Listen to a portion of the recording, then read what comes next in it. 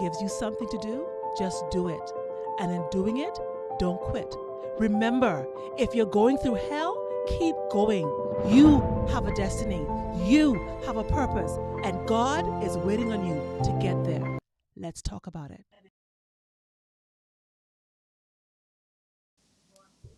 Welcome to Let's Talk with Samantha Williams.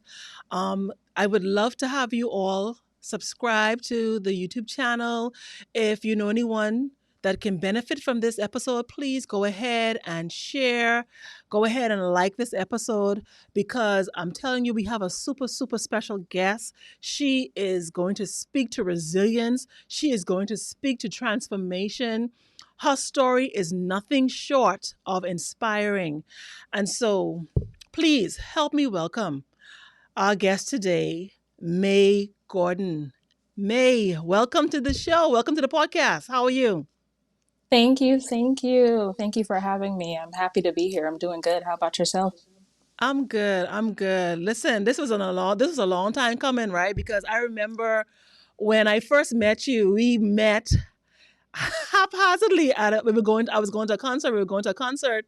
Mm. I think it was Maverick City concert down in Correct. Fort Yep. Lauderdale or Miami it was, right? Miami. Yep. Hmm. And we just happened to meet. I said, "Oh, this lady is so nice." I was there traveling by myself. You were with your friends, and you were like, "Come on, you can hang with us." And it was history after that. We were friends since then, and so I'm just so happy to have you here. After learning about your story and you sharing your story with me, I was like, "Yeah, definitely, this is something that has to be shared with the world." I know you documented your story, so it's out there already. But I really want to do whatever I can to help promote it and to help persons learn more about it so that they can receive healing as well, right? Yeah. Thank you. Yes, my love. Okay, so before we get into your trials and the things that you would have went through, I want to start at the beginning. Let's talk about your childhood. We know that you were born in the Bahamas to Haitian parents, where you ended up coming on a journey or going on a journey to America. Can you take us back to that moment of how you arrived in the US? Sure. Sure. Yeah. So, as you said, born to Haitian parents. What brought us to the U.S. at the time? My mom was an illegal immigrant in the Bahamas, so she took myself and my brother, and at the time my mom was pregnant, to the United States. But the way that we ended up going was on a boat. And Mm. at the time, I was 6 years old, and I just remember like us stopping at an island, and the person leaving and coming back and bringing us some grapes and some food and stuff like that. So I remember that. And then when we landed, it was nighttime.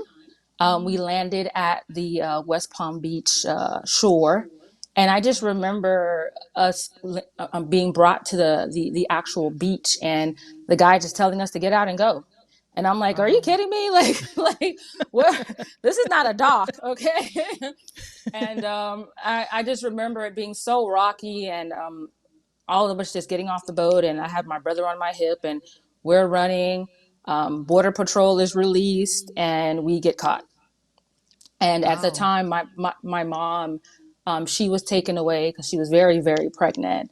And she ended up, having a miscarriage. But yeah, yeah, Yeah, during sorry that to hear time. So that. that's how we got here. Thank you. Thank you. Wow. So that experience must have been, I guess, kind of dramatic, right? Traumatic experience. I could imagine, right? So you talked about when you were docked to where you had to run from the agents, right? Hmm. Tell me about the actual boat ride. Do you actually have any memory of the actual boat ride and what that was like? Besides it being very bouncy, because we were Mm-hmm. on more so of a speedboat. And Yeah. just what I remember, because I was very young at the time, is just, like I said, being brought to like a small little island where you can kind of put your Mm-hmm. foot in the water, Mm-hmm. and just kind of, eating some food from there, and then being brought brought to, to West Palm Beach. I don't have too much memory about that besides those specific things, but I do Yeah. just remember just kind of feeling scared, of course, feeling scared of like, okay, where's my mom going? What's going to happen to my mom? Yeah. So those are Yeah. my memories of that experience. Right. So, do you want to tell us about what it was like for you growing up in America for the most part? Yeah, sure. So, growing up to Haitian parents, very sheltered. It was myself and three other siblings. I'm the second out of four, but people usually think I'm the oldest one because we're 14 months apart, and Mm-hmm. I'm more of the extrovert out of the four. But I just kind of remember my mom just working a lot. She was a CNA at one point, which is a certified Mm-hmm. nursing assistant, and she Yeah. would take assignments and work overnight. So it was just the older two raising the two younger two, and just learning how to pretty much just take care of ourselves. And my Mm-hmm. mom, she did the best that she could as a single parent, Mm-hmm. but we had to grow up pretty fast, to be Mm-hmm. honest, and we moved around quite a bit. But I would say as far as the childhood, I didn't really notice that I didn't have certain things because I mean we were fed, we were clothed, we had a roof over our head. So Yeah. yeah, yeah. Yeah. So, with you growing up, you pretty much had to grow up fast. Like you mentioned that you were which number in line were you of the siblings? I'm the second out of four, so the middle Yeah. child. Hmm. Yeah. Yeah. And so you had to pretty much help raise your younger siblings for the most part, right? What was that experience like? Um, I mean, it was tough. There were times where, I rebelled. I'm not gonna lie. Like I Mm-hmm. remember like running away and, Mm-hmm. coming back because I was just like, okay, this is not fair to me to have to kind of be stuck in the house and, take care of others all the time. So Yeah. it was tough, but at the same time, it was what was expected. Yeah. So that's what I knew. So it's what I did. Yeah.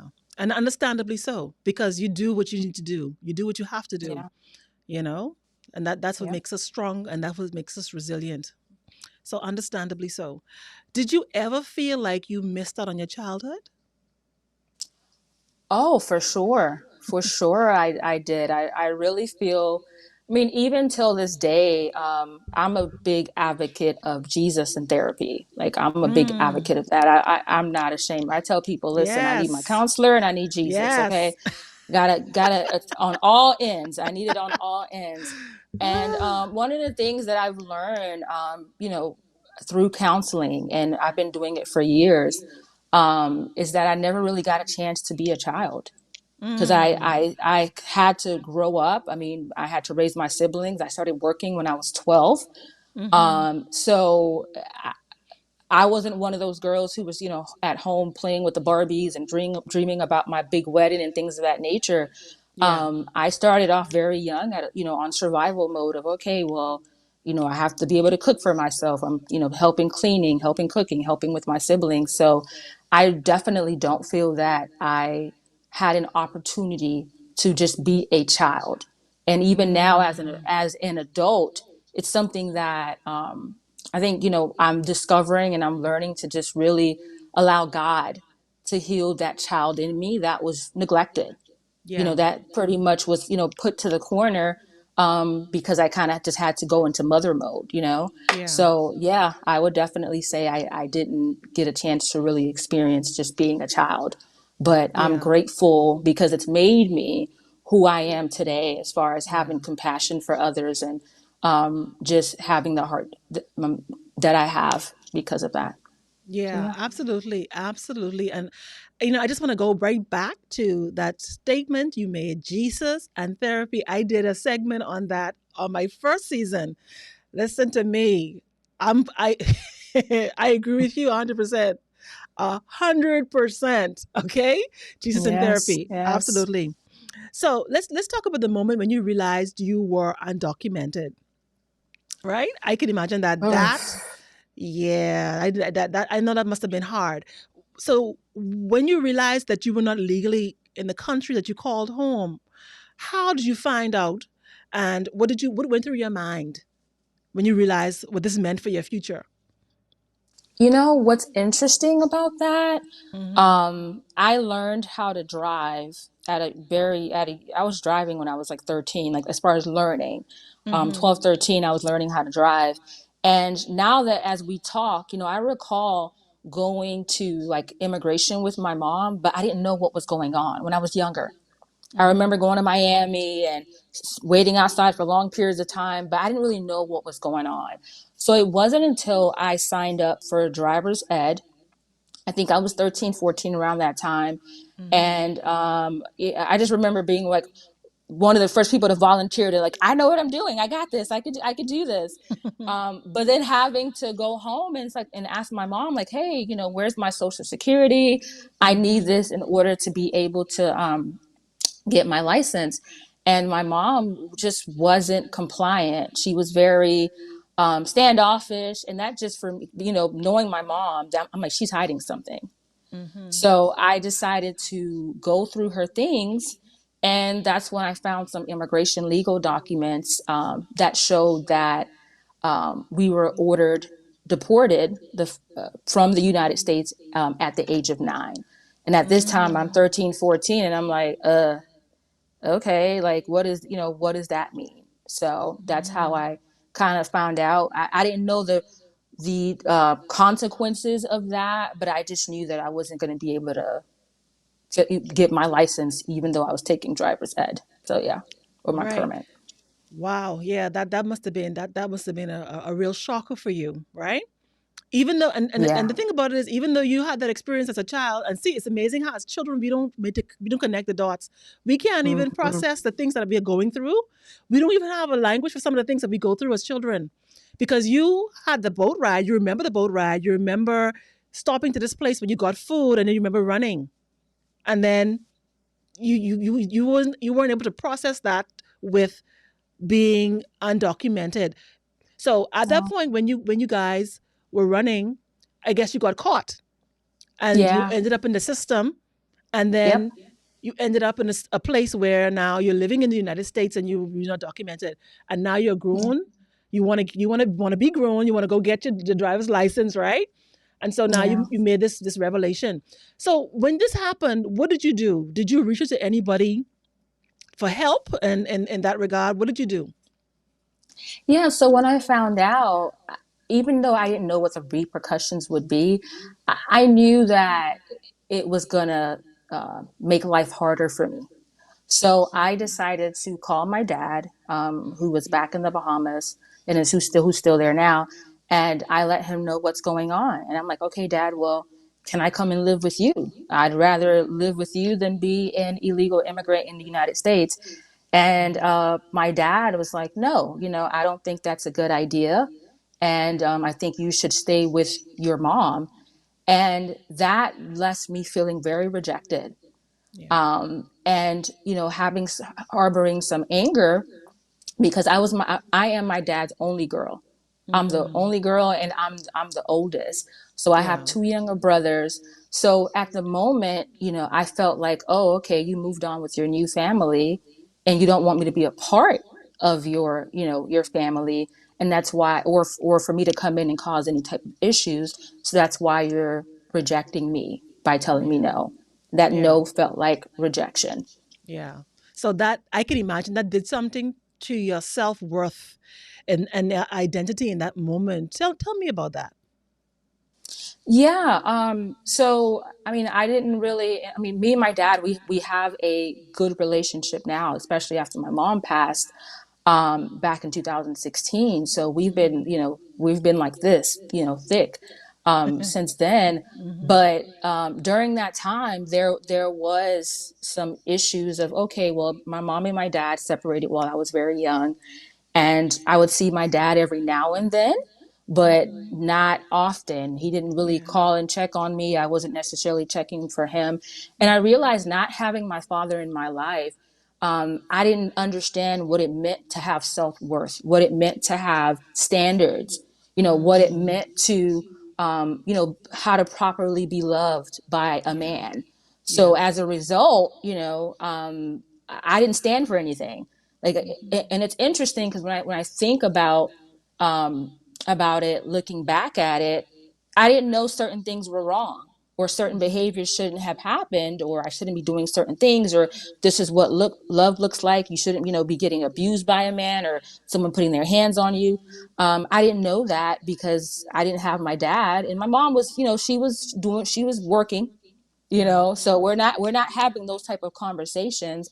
Yeah. But I also felt rejected from my mom because I tried to talk to her, but Yeah. she was just too tired. She was just tired from being a single parent raising four kids. So it definitely did.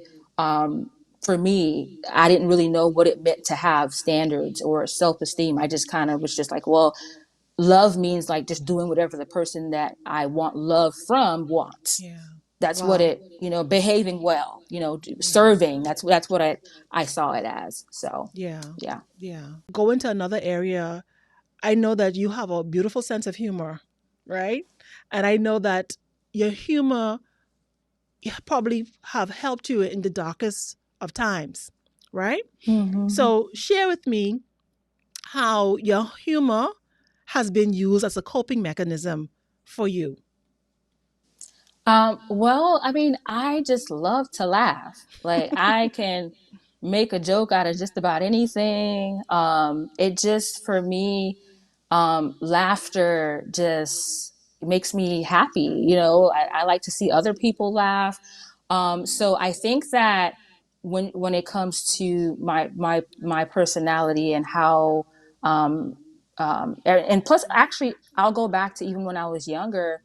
I found that being funny really would get people's guards to be down, or they'd be more Mhm. accepting. Of course, if you can get them to laugh. Yeah. So for me in life, sometimes you have to laugh to keep from crying. Yeah. So, I mean, I know when to turn it off, but at the same Mhm. time, I can get you from crying to laughing. That's just my thing. Yeah. So, with dealing with things in life, I've just learned to just um, laugh more. It for me, it helps me to stay in a positive mood. I've learned over time not to, through sitting in my emotions, recognizing them, not burying them in a closet, and allowing them to just Yeah. kind of explode. And then Yeah. people are looking at you like, "What happened?" Yeah. Yeah.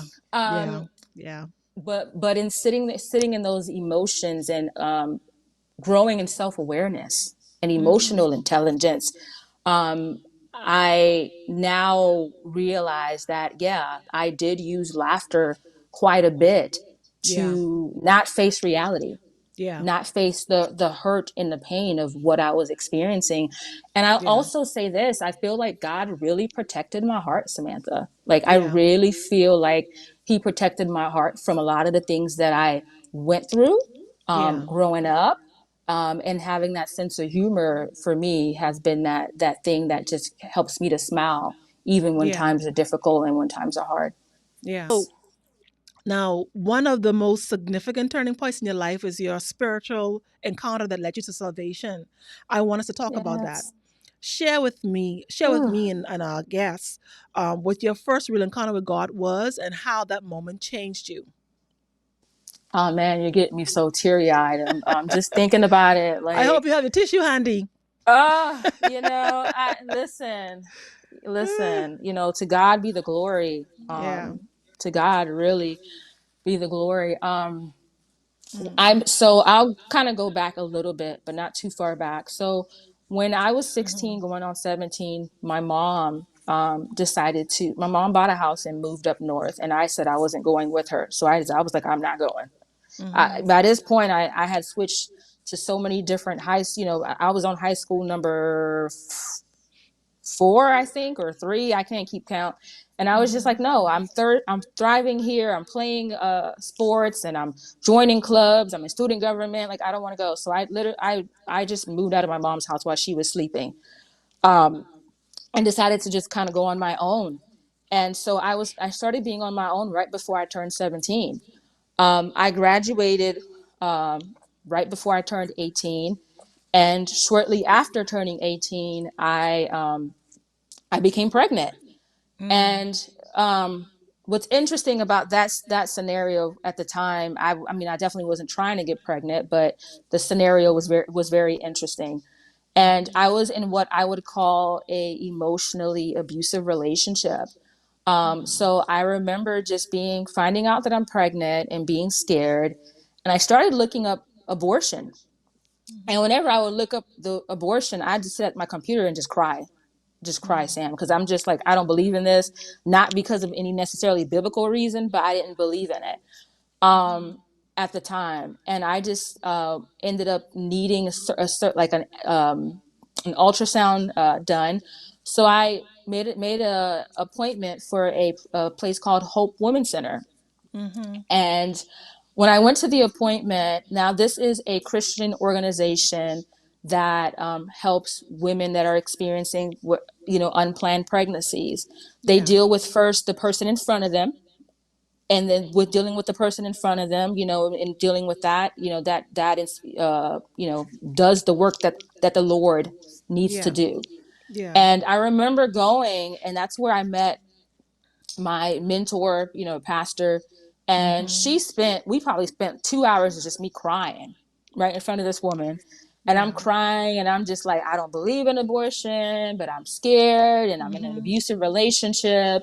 And that's when the Lord used her to walk me into the best decision that I could ever make in my life, which is accepting Jesus Christ as my Lord and Savior. Yeah. And I gave my life to Christ.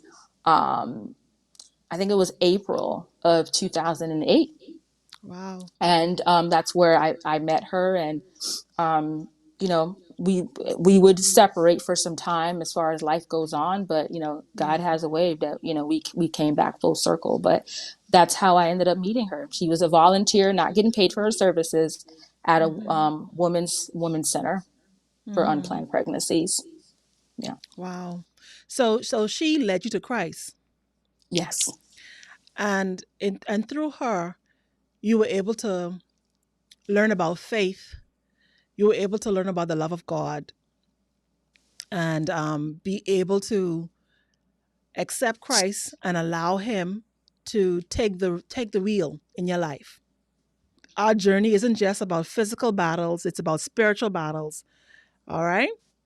Yeah. And one of your battles, your physical battles that you would have encountered, is when you had to, or when you decided, or you experienced exchanging sex for money, and you were arrested, right? Yeah. Would you Hmm. be able to share with us what led you to that exchange? And how did you Yeah. feel? Did you feel you had any other option at the time? Yeah. Mm-hmm. Um, yeah. Yeah. Um, so, there's a quote that says, "Show me your friends and I'll tell you who you are." Right. I think Mm-hmm. a lot of us, hear that as far as the company, we're the sum of the few closest people around us. And so for me, um, when I was a teenager and I was running away and, just acting out, I didn't keep the best company. And I met a young lady that introduced me to that. So when I was a teenager, um, which at the time it was like, okay, well, I didn't see anything wrong with it because I wasn't necessarily taught that there was anything wrong with it. Yeah. And I think that comes from being naive. But yeah, so I first got introduced to that when I was a teenager. And of course, not being an illegal immigrant, it's like, okay, well, like, got to get money somehow. Yeah. But not realizing, of course, what that type of act does to your soul. Yeah. But shortly after I gave my life to Christ, I had a miscarriage. Mm-hmm. And there was a sense of like blaming myself, Mm-hmm. because I'm like, okay, well, I didn't necessarily want this child, so it's somehow my fault. So the person that I was with, um, we broke up and he dropped me off to my mom's house. Um, at the time, my mom's boyfriend of a long time was murdered in the streets of Fort Lauderdale. And I remember the day that he was murdered. I think it was like the day he was going to pay the mortgage or something like that. So, and my mom didn't have access to his his things. So that's another conversation about wills and trust and relationships. But Mm-hmm. I me being the person who I love my mom so much. I want to save my mom. I want to protect her from hurt. I was like, okay, well, I've done this randomly for other reasons. Let me, Yeah. help save my mom in her house, Yeah. because she's not able to pay her mortgage by Yeah. herself. So this was, I think, around June or July that he passed away. I moved in with her in September, so I know that her house was at risk of going into foreclosure. So I Mm-hmm. decided, like, okay, well, let me do what I need to do to help my mom out. I just wouldn't tell her how I got the money. Yeah. And I remember uh, just being in Walmart d- Mm-hmm. d- right before, a couple hours before I got arrested, and having a conversation with the Lord and saying, Lord, I know what I'm about to do is wrong, but Mm-hmm. I don't see any other way. Mm-hmm. I don't see any other way, and my mom needs me. And this is me having a conversation with the Lord, probably being a few months shy of becoming a Christian. Mm-hmm. And God was like, yeah, we're not going to let this happen. We're not going to let this happen. So Mm-hmm. I end up, um, I guess, booking a client, but booking a police officer, Yeah. not knowing it's a police officer. And I end up walking right into a police sting operation where I Yeah. was arrested. Yeah. Yeah. Yeah. Yeah. Listen, I just want to say, the enemy is so cunning. He literally plays in our face. Like because you were at the point where you got saved, right? Yeah. And you just met this awesome mentor. She was, she shared some things with you and you had this encounter with God, right? And then your mom ended up in a situation where you felt you had to save her. You know what I'm saying? And so it just so happens that your thing was a little extreme, but that doesn't negate the fact that we would do what we have to do to help our parents, right? Yeah. And Yeah. so here it is, the enemy comes and he shows up with a friend, and Mm-hmm. that's how the enemy plays in our face, you know, where he pulls us away from who God is, especially when we're not strong in the faith as we should be yet. We're not there yet. Yeah. So he plays on that vulnerability. He Yeah. plays on that, you know, but God is so faithful. I need you to understand that all things work together for good. I need you Yes. to understand, and whomever is listening needs to understand all things work together for good. What the enemy had for evil, God is already Yeah. planning. He knew the end before the beginning. He was already planning how he was going to turn the situation around, Yes. you know? But you had to go through Yeah. the process because you made choices and you have to go through the process. But let me let you tell the Yeah. story. I'm not gonna hold up on this story. Let me let you No, finish tell the no. story. So let's talk Yeah. about when you That got was good. arrested. Yep. What happened? What was going through your mind when you got arrested? Woo, Samantha. Oh my goodness. So first and foremost, the way I got arrested was just like a scene out of a movie. And I'll go into details because I'm just like, okay, this is a part of my story. So I just remember, um, and of course, you're being recorded, right? When Mm-hmm. when you're a part of a police sting operation, so the embarrassment at that. But I just remember, just kind of like coming in and doing what I do, dancing and things like that. And I kind of make my way into the room, and then the guy just dashes towards the bathroom. The door, the hotel room door flies open, and the police are like, "Freeze! You're under Wow. arrest." And I'm Wow. like, wait a minute, whoa. And so it's one thing when you're doing something and it's being hidden behind closed doors, right? Yeah. So no one knows, or you Yeah. think no one knows what you're doing. But then now Yeah. what I was doing, of course, is coming to light, and Yeah. it's on camera. So I can't say it wasn't me. It was, I can't say it wasn't me. I Yeah. can't say it was my twin. I don't have a twin, you know? So immediately I'm thinking to myself, how do I get out of this? Immediately. I'm like, okay, how do I get out of this? Because I'm like, if my mom finds out, this is not going to be good. This is Yeah. not how, this is just an embarrassment Hmm. to my family. So I had a madam, so that was a person that was like, booking the clients and stuff like that. So we all got arrested. Yeah. And so she said, "Don't worry, we'll get you out in the morning." And I was like, "Oh, okay, cool." I get to the police station and they're like, "Oh, where are you from?" And I'm like, "Oh, from the Bahamas." And they run my fingerprints, and I remember just being in a cold jail cell. And I'm thinking to myself, okay, I just got to make it out of here before my mom wakes up to find out what's going on. And they bring me into a room, and I meet with an immigration customs enforcement officer, and he's like, "Oh, by the way, Hmm. you have an order of deportation, and Wow. what you're Haitian, right? Oh, okay, yeah, don't worry, we're gonna deport you to Haiti. That's where Wow. you're from." And I'm like, "No, I'm not from Haiti. I'm from the Bahamas." They're like, "Well, that's not what our paperwork says. So if you can show us some proof, then we'll send you to wherever you're from. But for now, we're going to deport you to Haiti."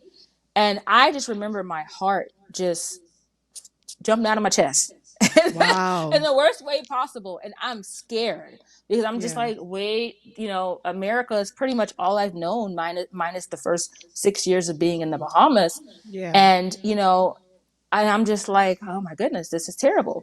So Mm. I'm not getting out in the morning. They Mm. can't bail me out, right? Yeah. Um, so then, of Everything's gonna course, be in the open. yes, and Yeah. it gets worse. Yeah. When you think it can't get worse, it gets worse. Yeah. So, one of the benefits of being a part of a police sting operation Yeah. is the sheriff has a poster with everyone's mugshot on it, and he does a, I guess, like a, I made the news. Hmm. I made the news. Wow. So now it was out there for everybody to see. So my little secret was out Yeah. for Yeah. everyone to see.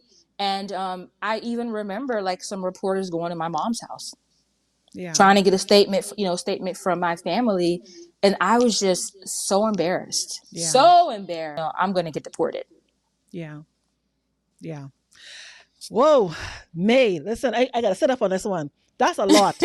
That's a Yeah, lot. That's a lot because up in ICE, you ended up being detained at several different places, and yeah, you was at a point where you didn't even know whether you were going to be released to America or released to Haiti, and so you yeah, were your life was in a balance at that point, yes, right? So, yeah, but there came a turning point where something unexpected happened, and this was your grandmother. It relates to your yeah, grandmother. So tell us about that. We're fast forwarding from all of your experience inside being held hmm, in the cells and different things like that. And we want to fast yeah, forward to when you had this experience that showed you God was still working for you. So tell us about that. yeah, yeah. So up until that point, so my mother, well, my grandmother, I've only probably spoken to her maybe once or twice when I was younger over the phone. But she was flown from Haiti to America, but she didn't make it. She died of some form of, I think it was lung cancer or something like that. Wow. Sorry about Um, that. Thank you, thank you. Hmm. So I just remember up until that point, like I was trying every which way to free myself. Like I was reaching out to organizations, I was telling people my story, like, just trying to figure out how to get myself out of immigration custody. Because I think I was Yeah. gone for a total of, I think 9 months. I was Yeah. gone between immigration and being held by and serving time for my offense. Yeah. Um, so when my grandmother passed, well, while she was passing away, I remember saying to God, God, I really want to see my grandmother. Like I really would love to see her. And the only person that I had outside contact with was my mom. And I Hmm. remember getting the news that my mom my mom letting me know that my grandmother had passed away. And I remember just, going up to my room, being angry, and I heard in my heart, be angry, but sin not. Mm. And I was just like, oh, okay. All right, God, and, and whatever Okay. you say. And my relationship with the Lord was developing while God had to get me to a place where it's just me and him. Yeah. Couldn't run, couldn't focus on anything else. Yeah. And I remember while I was in there, I was researching immigration. I was learning a lot. So, I had a lot of time on my hand, as you may Yeah. say. So Yeah. I reached out to Florida Immigrant Advocacy Center, and I was like, okay, well, hey, I've been through here's certain visas I think that I may qualify for. And based off of possibly qualifying for what you would call a U visa, which is, a woman that has been battered because I experienced abuse in a relationship that's been documented, they actually decided to take my case. Wow. And I'm like, oh, okay, all right. So when my grandmother ended up passing away, they requested for me to be able to, be released to attend my grandmother's funeral. And at first, Mm-hmm. Immigration Custom Enforcement ICE said, oh yeah, we'll let her go, but we're gonna bring her with shackles on her feet, shackles on her hands, shackles around her waist. And I'm like, oh, I'm Oh not going to no. no funeral like that. Oh no. Unless I want to give the whole entire family a heart attack, I'm not going to Yeah. a funeral like that. Yeah. And I remember God just giving me a peace that Yeah. surpassed all understanding. Yeah. And I was just like, I know I'm getting out. I don't know how I'm getting out, but I just know I'm getting out. Wow. And I remember the day before my grandmother's funeral, um, an ICE officer was like, hey, I'm sorry we couldn't get you out. And I was just like, okay. He's like, we'll try on Monday. Mm. Maybe about an hour or so later, they call my name and they're like, hey, Mm. pack your stuff. You're Wow. you're going home. Wow. I'm giving away the food that I had. And I'm like, I'm going home. Yeah. My family ended up booking me a Greyhound back down south to where my mom was at. And this was about maybe 3 or 4 o'clock in the morning, right? Wow. But right before the funeral was about to happen. Wow. Whew. Listen, that's a lot. Let my audience digest all of that because that was a lot. Because you were able to be released completely. That's a miracle. That's a Yes. miracle. Like All I can't God. even. I'm getting goosebumps just thinking about this. I can't imagine. Like you were hopeless. Like you thought it was it. You had no idea. You were trying every which way to figure out what to do. But Mm-hmm. God gave you a peace, and He was like, you know what? Listen, you baby girl, I got this. I got this, Yes. right? And Yes. lo and behold, you were able to get released. And your Yes. grandmother, I guess her last thing on this earth that she could have done for you in death, she was Yes. able to do that for you in death. I mean, it was just so, it's poetic. God is so faithful. God is so faithful, you know? Yeah. Now, Yeah. when you were released, what did you need most when you were released and you went home? Tell me, what did you need most? I remember, getting off the Greyhound, holding a Yeah, plastic bag with all my stuff. I think people around me can tell I just got out of jail because I yeah, have a plastic bag with stuff in my hand. yeah. And so I go to the gas station. I ask uh, the clerk, hey, can I use your phone to call my mom? So I Hmm. call my mom, and so I let her know where I'm Yeah, at. And my mom ends up coming, and I remember her just getting out of the car, and yeah, we embrace. And I mean, I didn't grow up in a very affectionate household, but yeah. I held on to my mom, and then we hop in the back seat together, and she's touching my Mm. face, and her boyfriend at the time is driving. And and my Wow. mom's like, baby, you need a perm. And I'm like, I know, mama, I need a relaxer, but I've been gone for 9 months, so give me some time. Mm. And so we stopped by Walmart, grabbed the relaxer. I get home, and all of my family is there. Yeah. And I just remember my mom's like relaxing my hair. I'm eating a big piece of chicken, and I'm just like, real food, Yeah. you know, after all Yeah. this time. And then, my uncle says to me, hey, baby, if you needed money, you could have just asked. Wow. And in Yeah. my heart, I'm like, I don't have the heart to tell them the real reason why I did it, because I think it would crush my Yeah. mom, Yeah. right? Yeah. And that whole my mom's house is full of family just kind of everywhere. And that night, I don't remember, since I was probably maybe a toddler, I laid Mm-hmm. under my mom's bosom. I Wow. needed her embrace. Okay. Yeah. I slept right under my mom in a house full of people, right up under her, for this funeral. And it was nice to feel safe, Yeah. you know, Yeah. after Yeah. being gone for so long and, you know, getting my mom's embrace. So at that moment, you know, I was a little girl again. I mean, I wasn't Yeah. that far into adulthood. I was, you know, 19 at the time, Yeah. 19, 20, so 20. Yeah. So yeah. So yeah, I needed my mom's Yeah. embrace at that moment. Yeah. Yeah. I'm so happy you got an opportunity to experience your mom like that because I know your mom is not with you anymore. And Mm-hmm. so that those memories that you were able to create with her after going through such a dramatic experience and then coming out of it and being with her like that, that's Oh yeah. life. That is Yeah. life. And I thank God for that for you. I Thank really you. do. Thank you. So now let's talk about something else, another turning point in your life when you spoke to um, how you were able to be, turn this pain to something more powerful. That's when you decided to write a book. All right. Yeah. Now, before we talk about your book, I'm going to show pretty much here a copy. I have a copy of your book, and I want to encourage all of our listeners, I want to encourage the audience to type in the comments captured. The seventh person who types in the comment captured will win a free book. So go ahead, type in the comment captured, and you're going to win a free book. All right. This is an amazing story. I read it. I read it twice actually. I gave it to Thank someone. I gave a you. copy to someone. Trust me. This is a good read. You don't want to miss this read. Okay. But let's go ahead and share about your book, May. Let us know what inspired you to write your book, and in writing this book, was it a healing process for you? Hmm. Yeah. Thank you. Thank you so much for your support. It means a lot. I just wanted to Yeah. say that. Yeah. Um, so, you know, after I got released, this was a little bit after. I remember sharing my story with a male friend of mine's, and he just looked at me horrified. And after that, I didn't hear from him again. And I was just like, oh, okay.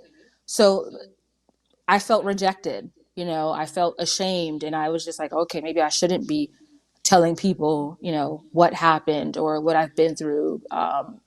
And that kind of caused me to just kind of hide behind not wanting to necessarily share my story because of that one experience. I mean, I was already struggling with rejection from a younger age, but that kind of helps, you know, in my adulthood, maybe say, oh, I shouldn't share this story of what God has done and what I've been through because people are going to judge me for, you know, for what I did. And I literally felt like Paul in the Bible, like I felt like one of the worst of sinners, you know, that feeling of shame and rejection and self condemnation, which doesn't come from God, but comes from, you know, from the devil. But still, you know, I struggle with those things, and so met my husband.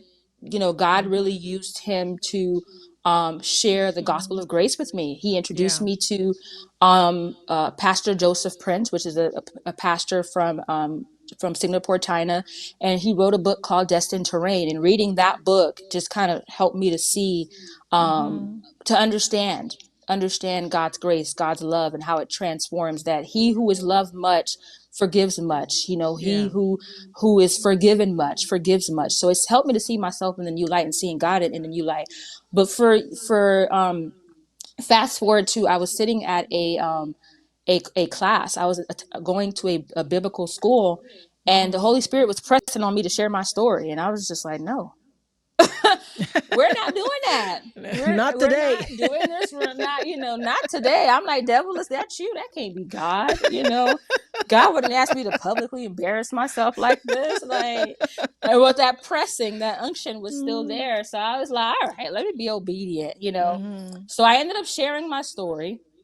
And next thing you know it, a young lady in the classroom starts crying. And then she opened up and shared about what happened to her. And now we're all crying in class. And my teacher looks at me and says, you see what happens when you share your story. You see what happens when you're obedient. And she's like, do you hear me? And I'm like, yes, ma'am. Yes, ma'am, I hear you. And as I'm going home that night, the Holy Spirit tells me, you're going to write a book. Mm-hmm. It's gonna be called Captured by His Love, Naked and Not Ashamed, and you're gonna share your story. And I was Yes. just like, yeah, that sounds good. That sounds good. I'm not ready for all of that, Wow. but it sounds good. And I Wow. literally sat on it.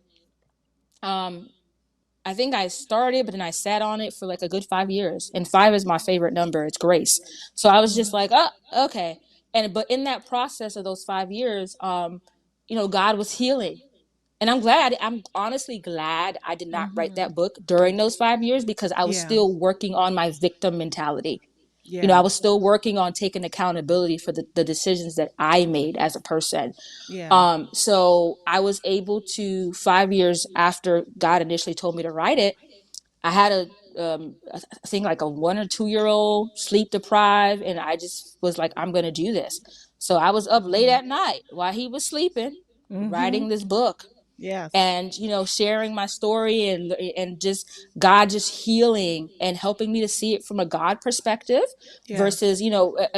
from a victor perspective versus a Yes. victim, versus Yes. struggling with feelings of shame and condemnation and things of that nature. So yeah, that's how the book eventually came to fruition. Yeah. And it definitely helped to heal some things, of course, as I went along that journey, to heal some things within me, to where now I'm like, listen, I'll shout it from the mountaintop that Yes. God is good. For his Yes. glory, I don't care. I'll share my story for him to get the glory. Yes, I love that for you. I really do. And it's truly about him receiving the glory. Yes, your book is amazing. I love it. Like I said, I read it twice and I shared it. Again, the title is Captured by His Love, Naked and Not Ashamed. Okay, so I hope someone is able to win a free copy. But of course, if they aren't able to win a free copy, we're going to definitely let May let us know how to go about and purchase a copy of her book where it's being sold and they can have access to it. All right. But May, before we continue and wrap up this episode, I just want to say that your story speaks to God's grace, God's Mm-hmm. mercy, His ability to restore what is broken. I mean, I could look at Yes. you and see that you have been redeemed. Like Yeah. I can see that God has done a wonderful work in your life, and I'm so happy for you regarding that. I love that for you, and I pray that those who are able to see this are able to receive some of the same benefits. No matter where they Yeah. are, they're able to receive some of the same benefits in time. Because you Yeah. mentioned you got the word to write your book 5 years, but you didn't write it until 5 years later. And that's how God works. Sometimes He wants us to just take a minute to work on us, and then He'll be while He works on the kinks, and but He's still Mm-hmm. working on us and He's still wooing us. You know. Mm. Um, Mm. so before we wrap up, like I said, May, could you share with the audience how they can get in contact with you if they want to, how they can get a copy of your book, should they not win a copy tonight, how they can get a copy of your book or any other details you want them to know about you, how they can get in contact with you and support your ministry and support what you're doing, and most importantly, get the help that they need through whatever it is that you can help them with. Go ahead and share for me, please. Yeah, sure. Thank you. So, what I wanted to say is, I think about really quick a quote that Joyce Meyer says to encourage people, because a lot of times we feel as if, we're not worthy, or we may not be deserving, or we've messed up too bad. I love what Joyce Meyer says: I'm not um, where I want to be, but thank God that I'm on my way, and that's okay. Yeah. So finding grace for yourself in every season, and allowing God to work in you and heal your heart. So I just wanted to say that part, because that matters to me, to share to the audience of, God's work in you. He will finish it until the day of Christ. So we are all Yeah. a work in progress. So I just wanted to Yes. encourage someone with that. As far as being able to purchase the book, you can find it on Amazon. I mean, if you type in "Captured by His Love" and May Gordon, you should be able to find the book. If you want like a personal signed copy, then I do have some social media platforms. Um, my ministry is called Mary Myself First, and that's a whole nother story there. But You can find me on Instagram, Mary Myself First, and on TikTok. I'm trying to be a little bit more active on TikTok with the, with the ticks and the talks. So I'm trying to be a little more active with that. But you can reach out to me, and I can go ahead and send you a personal copies, because I do have a signed personal copy, because I do have books with me. But yeah, Yeah. yeah. Okay, thank you so much, May, for that.